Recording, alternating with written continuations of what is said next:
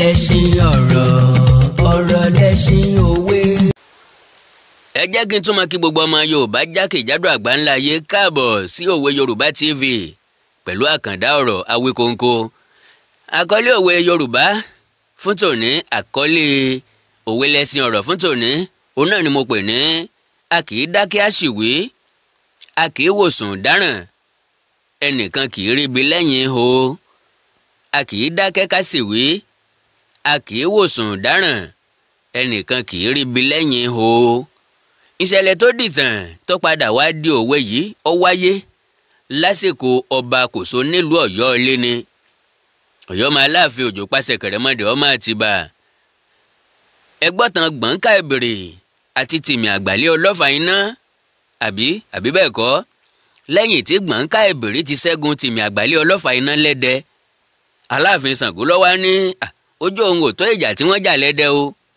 Ṣẹ́ẹ̀sì mọ̀ wípé Ṣàngó fẹ́ràn Tìmì, bíjà bá ń bẹ́ẹ̀ ká parí ẹ̀. Ṣàngó fẹ́ràn Tìmì, a sì mọ gbèlé Tìmì lẹ́yìn. Wọ́n bá pàṣẹ pé kí wọ́n wá tún ìjà náà jà níwájú òun, àbí ojú láì nírú ẹnu láì níyọ̀, ẹni ọba ti rẹ́ ẹ̀kẹ́ ìyàwó ọdẹ dandan ni kó mọ̀ pé kan láti tóbi jù kan lọ fún ẹran jíjẹ, àti pé wọ́n ní ní baba irọ́ ṣùgbọ́n tàbí ńlá rẹ̀ mọ́ ẹ̀. Ó sojú mi pàtó gangan náà lògidì ọ̀rọ̀. Wọ́n bá pagbó ìjà.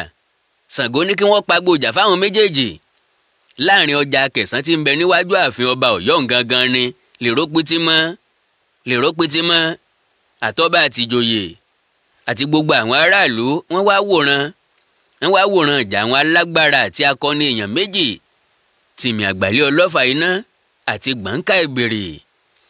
Láì wá òpó lọ sílé olóró, Gbọ̀ǹkà Ìbèrè kúkú wá pa Tìmì níwájú Aláàfin Ṣàngó gan. Ó wá wí fún Ṣàngó pé kí kábíyèsí ó pàṣẹ fáwọn Ọ̀yọ́ pé kí wọ́n dá iná ńlá kan pẹ̀lú àwọn ìtì igi, kí wọ́n má lò sẹ́pẹ́ igi o, ìtì igi hẹ̀rìmọ̀ ni kí wọ́n fi dáná ọ̀hún kọ́ mọ́ kẹ̀ hì kí wọ́n wá sohun sínú náà léru kó ń jóná gúrúgúrú. Inú Ṣàngó ti dùn ọ̀tẹ̀ yìí ni ń rẹ̀yìn ọ̀tá mi. Ó bá pàṣẹ pé kí wọ́n dáná, kí wọ́n wá ìtì igi, àwọn akọ igi dáadáa tó jẹ́ pé tó bá jóná irú ẹ̀ kò ní tètè lọ. Wọ́n bá sọ Gbọ̀ǹkà Ìbèrè sínú náà léru. Gbọ̀ǹkà Ìbèrè jóná lúlú o, eegun agbárí ẹ̀ lásán wọn ò lè rí mú jáde. Inú Ṣàngó ti dùn kọ́ gbàlùkọ́ máa jólókù àfigúnlẹ̀ lólóró bá tún yọ. Gbọ̀ǹkà Ìbèrè tún yọ gan bóró, ẹnu wá ya gbogbo èèyàn. Àwọn tí ọ̀láyà ti fọ́n ìgbé afẹ́wé oko àwa nǹkan ọbẹ̀. Ẹni tí wọ́n jù sínú náà léru lójú wa yìí, òun ló tún padà dé agbára ọ̀kọ́kùnrin yìí o, àtàwọn àjòyè o, àti kábíyèsí fún rẹ̀. Ẹ̀rù bà wọ́n, jìnnìjìnnì mú wọn, ó jẹ́ kàyéfì fún wọn. Irú ẹ̀ ò ṣẹlẹ̀ rí. Àwọn tí ọ̀láyà ti sá lọ nínú àwọn olóyè. Ó wá kọjú sí àwọn Ọ̀yọ́mèsì, ó ní òun fún Ṣàngó ní ọjọ́ 5 ọ̀run òní kó fi palẹ̀ mọ́, kó jáde kúrò nínú ìlú fún òun. Bí bẹ́ẹ̀ kọ́, òkúta lásán lòun ó fi bàjà, tóun ó sì pa láì tafà, láì yìnbọn, láì lòdà. Ṣàngó dákẹ́ lọ gbárí, ọba ò sọ̀rọ̀. Àwọn Ọ̀yọ́mèsì wá súnmọ́. Kábíyèsí, ẹ fèsì ni, síbẹ̀ gbọ́n tó wí, ẹ wá gbọ́n tí Ṣàngó wí. Àkàndá, mo níṣẹ́ ẹ̀gbọ́n ẹ̀ pé kí ni Ṣàngó wí. Ó ní kí ni mo tún fẹ́ sọ, kí ni mo tún lè wí mọ́, mo ti ṣe, ó ti bu mí lọ́wọ́, ó ti yí mi lọ́wọ́.